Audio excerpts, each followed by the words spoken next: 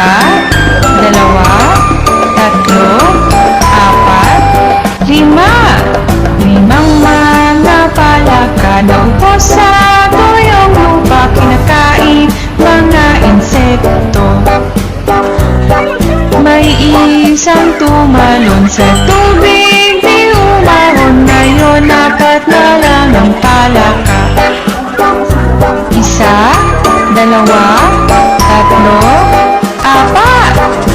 Apat na mga palaka na upo sa tuyong lupa, kinakain mga insekto.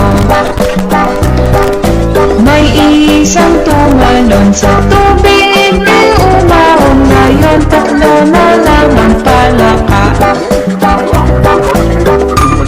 Isa, dalawa, tatlo. Tatlong mga palaka na upo sa tuyong lupa, kinakain mga insekto.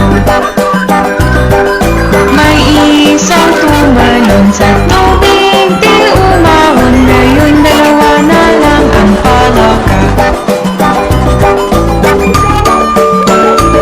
Isa, dalawa.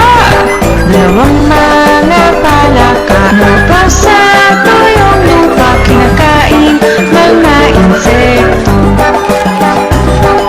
May isang tumalon sa tubig, di umahon. Ngayon isa na lang ang palaka.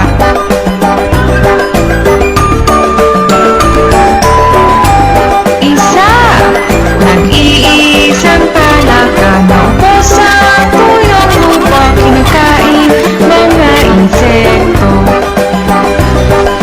At nang siya'y tumalon sa tubig,